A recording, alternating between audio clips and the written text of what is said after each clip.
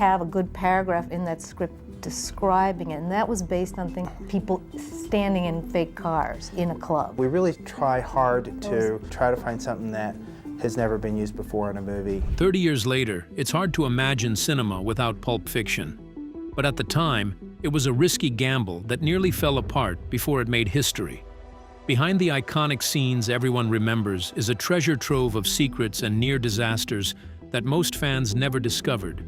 Did you know John Travolta was paid less than $150,000 for a role that resurrected his entire career? Or that Uma Thurman initially turned down the part of Mia Wallace and had to be convinced over months of persistent phone calls? These are just the tip of the iceberg. Join us as we reveal even more shocking behind-the-scenes details about Pulp Fiction. John Travolta's $100,000 gamble that saved his career. In 1994, John Travolta's career was essentially dead. The actor, who'd been a massive star in the late 1970s and early 1980s with Saturday Night Fever and Grease, had spent the past decade doing forgettable films that bombed at the box office. He was considered a has-been, someone whose moment had passed and wasn't coming back. Quentin Tarantino saw something different. He'd grown up watching Travolta's early work and believed the actor still had that charisma and screen presence. It just needed the right vehicle to showcase it again. When Tarantino offered Travolta the role of Vincent Vega, it wasn't the slam-dunk casting decision it seems in retrospect. This was a risky independent film from a director who'd made exactly one feature film before this. Here's the shocking part. Travolta was paid only $100,000 to $140,000 for Pulp Fiction. That's barely more than scale for a major film role, especially for someone who'd once commanded millions per picture. For context, Bruce Willis, who had top billing, was paid $800,000, 8 times what Travolta received. But Travolta recognized what this role could do for him. Vincent Vega wasn't just another character. It was a showcase for everything he could do as an actor. The coolness, the vulnerability, the humor, the danger. After they've achieved their goal, Vincent eases back into the scene with a subtle move. The unexpected dance moves that reminded everyone he'd once been the king of the disco floor. Travolta later said that playing Vincent Vega was the role of a lifetime. The gamble paid off spectacularly. Travolta received an Academy Award nomination for Best Actor, his first Oscar nomination in 16 years. More importantly, he became bankable again. After Pulp Fiction, Travolta could command $20 million per film and had his pick of roles: Get Shorty, Face Off, Primary Colors, and A Civil Action. Suddenly, everyone wanted to work with John Travolta again.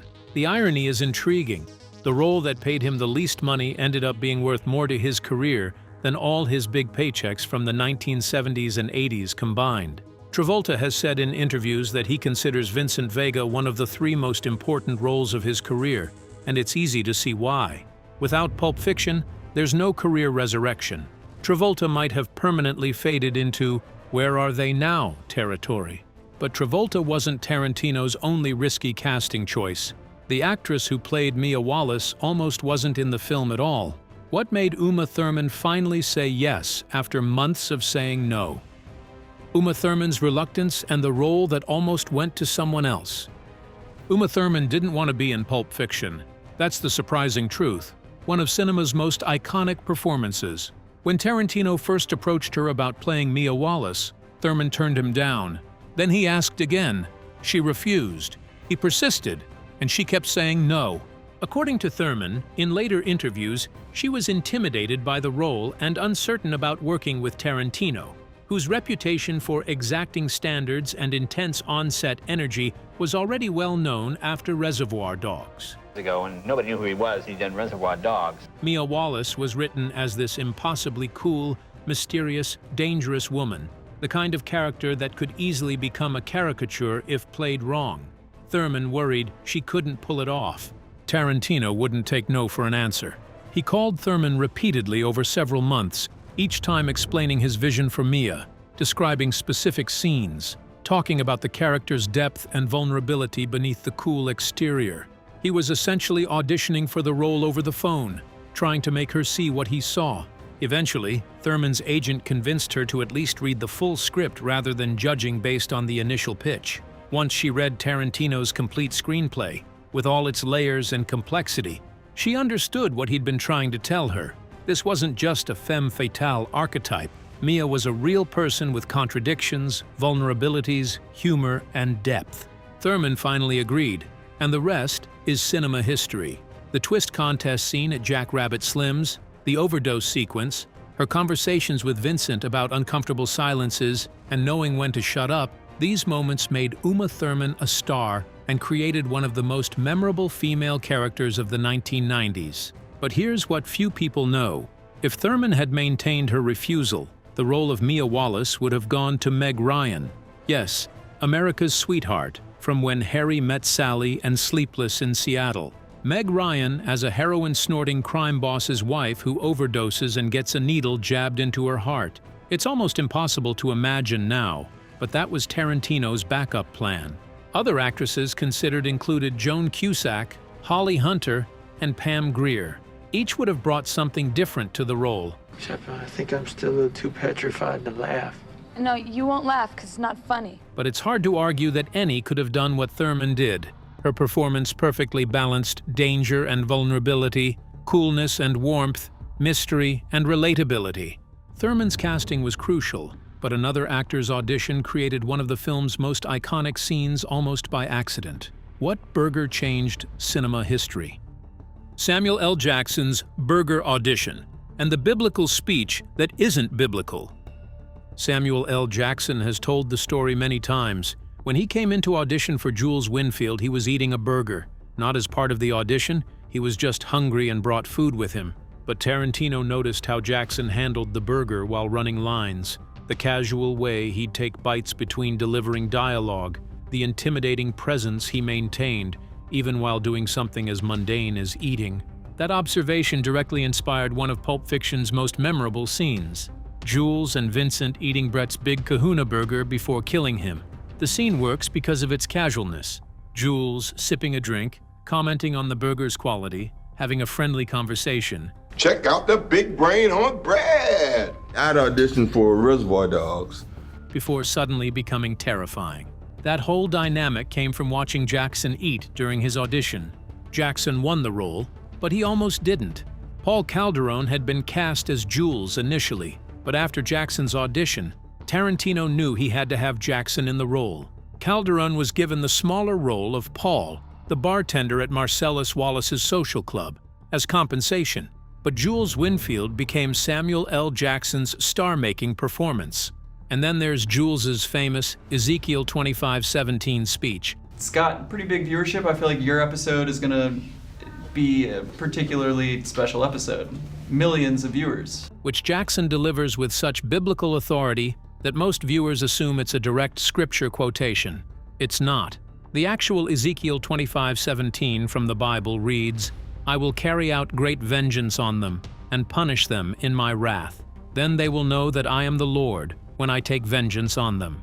The version Jules recites is almost entirely Tarantino's invention, inspired by the opening narration from the 1970s Japanese martial arts film The Bodyguard, Karate Kiba. Tarantino took that narration, mixed in bits of actual scripture, added his own writing, and created something that sounds profoundly biblical, but is actually a Frankenstein's monster of sources. What makes it brilliant is how the speech's meaning evolves throughout the film. The first time Jules delivers it, it's just intimidating rhetoric before an execution. But after the miracle in the apartment where bullets miss them, Jules delivers it again at the diner with a completely different intent. He's trying to understand what it means, whether he's the evil man, the righteous man, or just a shepherd trying to be better. Jackson's delivery is so perfect that the speech became one of cinema's most quoted moments. Jackson himself has said he loves performing it at fan events because he can feel the energy in the room shift when he starts reciting those words. Jackson's performance defined Jules, but the most famous prop associated with his character, the bad mother wallet, has its own fascinating backstory. Where did that wallet actually come from? The prop that was actually Tarantino's personal possession. One of Pulp Fiction's most iconic props is Jules's wallet with bad mother embroidered on it. The wallet wasn't created by the props department. It was Quentin Tarantino's personal wallet. one he'd been carrying for years. When it came time to film scenes where Jules needed a wallet, Tarantino simply handed over his own. This kind of guerrilla filmmaking was common throughout the production of Pulp Fiction. The film's budget was only $8 million, which is tiny for a film with this many characters, locations, and production values. To make it work, Tarantino and his team had to get creative, reusing personal items, borrowing props, and finding clever ways to stretch the limited budget. The wallet is just one example. Tarantino's 1964 Chevy Malibu, the car Vincent drives throughout the film, was also the director's personal vehicle. Tarantino loved that car and was happy to feature it prominently in his movie. There was just one problem. During production, someone stole the Malibu from outside Tarantino's apartment. Rather than rewrite scenes or find a replacement vehicle, Tarantino simply wrote the theft into the script. When Butch returns to his apartment and discovers Vincent in his bathroom, Vincent is there because he was watching Butch's place. And where's Vincent's car?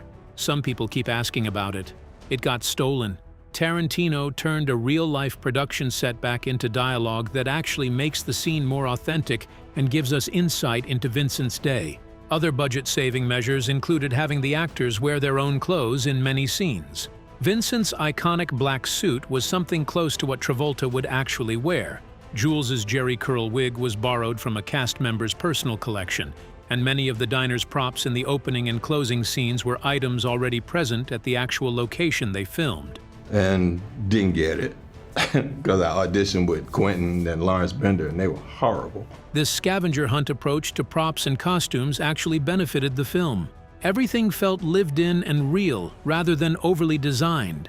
Tarantino has always favored authenticity over polish, and the budget constraints forced that aesthetic in ways that made Pulp Fiction feel grittier and more genuine than a bigger budget production might have achieved. Budget limitations shaped the production, but some of the film's most famous scenes required technical tricks and creative problem-solving.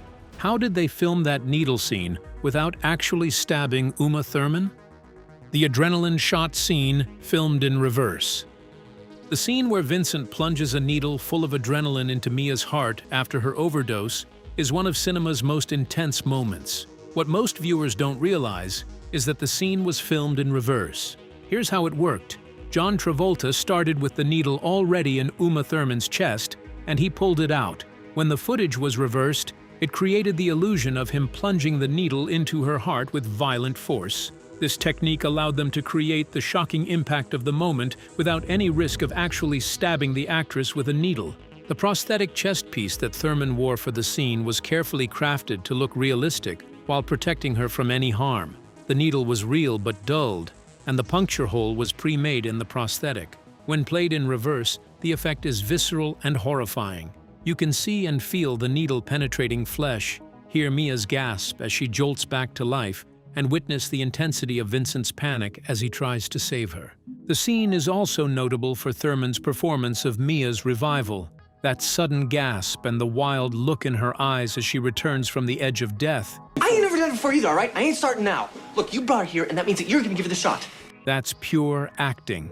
There were no tricks or effects for that moment, just Thurman committing fully to the physical and emotional reality of someone being violently pulled back from a near-death overdose. Tarantino has said the adrenaline shot scene was inspired by a similar sequence in the 1987 film The Boost, but he wanted to make his version more visceral and shocking.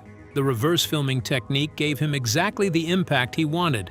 Viewers remember that moment decades later because it felt so real and intense. Technical tricks made impossible scenes possible, but some of Pulp Fiction's best moments came from pure improvisation. What iconic lines weren't actually in the script? The improvised dialogue that became cinema history. Tarantino's screenplay for Pulp Fiction is rightly celebrated as one of the best scripts ever written, but several of the film's most quoted and memorable lines were actually improvised by actors at the moment, not written by Tarantino. Samuel L. Jackson improvised Jules's line, "Allow me to retort," during the confrontation with Brett. It wasn't in the script, but it perfectly captured Jules's character, a man who's both menacing and oddly formal, someone who uses sophisticated language before committing violence. Similarly, Steve Buscemi's Garçon means boy speech as the Buddy Holly waiter at Jack Rabbit Slim's was partially improvised. Tarantino had written the basic interaction, but Buscemi added layers of specificity and defensiveness that made the brief scene memorable. Eric Stoltz, who played Lance the drug dealer, improvised extensively during the overdose scene. His frantic energy and authentic panic, "You're going to give her an injection in her heart? Are you sure about that?"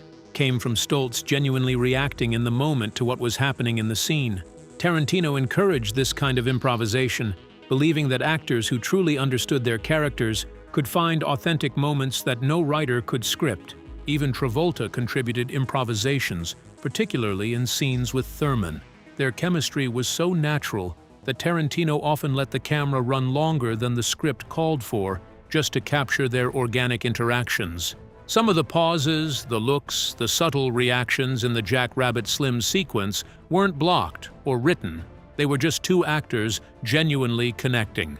This openness to improvisation is part of what makes Pulp Fiction's dialogue feel so alive. Tarantino writes brilliant scripts, but he's also smart enough to recognize when actors discover something authentic in the moment that's better than what was on the page. Improvisation enhanced the performances, but behind the camera, Tarantino got unexpected help from a fellow director who contributed scenes to the film. I had Quentin Tarantino as the director and the writer of the film, and he had been on the show a couple. Who secretly directed parts of Pulp Fiction? Robert Rodriguez's secret contribution to the film.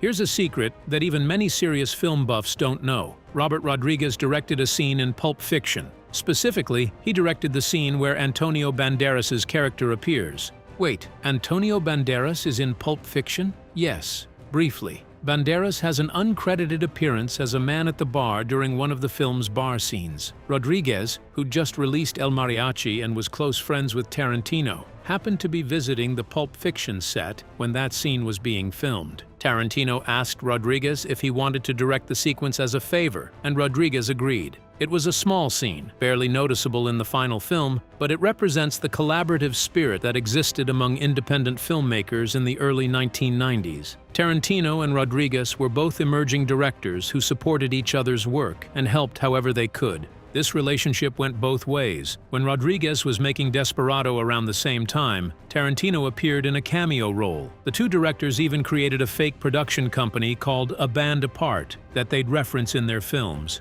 They were more like brothers in arms than competitors, united by their love of cinema and their desire to make uncompromising films on their own terms. Rodriguez also provided music consultation for Pulp Fiction, helping Tarantino select surf rock and obscure tracks for the soundtrack. The Pulp Fiction soundtrack became iconic and hugely influential, selling millions of copies and introducing mainstream audiences to forgotten gems from the late 90s. Rodriguez's input helped shape that musical landscape. Behind-the-scenes collaborations enriched the film, but Pulp Fiction is also famous for its hidden meanings and mysterious elements. What's really in Marcellus Wallace's briefcase? The briefcase mystery and other unsolved questions. The most debated mystery in Pulp Fiction is simple. What's in the briefcase that Jules and Vincent retrieve from Brett? The briefcase glows golden when opened. Characters react with awe upon seeing its contents, and it's clearly valuable enough that Marcellus Wallace sends his best men to recover it. But we never see what's inside. Tarantino has consistently refused to answer this question, saying that what's in the briefcase doesn't matter because it's a MacGuffin, a plot device that motivates characters but has no intrinsic meaning beyond advancing the story. What matters isn't the briefcase's contents, but how characters react to it and what they're willing to do to possess it. That hasn't stopped decades of fan theories. The most popular theory suggests the briefcase contains Marcellus Wallace's soul, which he supposedly sold to the devil. Believers in this theory point to the band-aid on the back of Marcellus's neck, supposedly covering the mark where his soul was extracted, and the biblical number 666 on the briefcase lock, though it's actually the combination connecting to the number of the beast. Tarantino has debunked this theory, explaining that the Band-Aid was there because actor Ving Rhames had a scar on his neck that needed covering, and the briefcase combination was chosen simply because it looked good on screen. But the soul theory persists because it's more interesting than the mundane truth. What's your favorite Pulp Fiction secret from this list? Did any of these revelations change how you see the film? Share your thoughts with us in the comments section. Remember to like, share, and subscribe for more. Also, click the next video showing on your screen. You will enjoy it.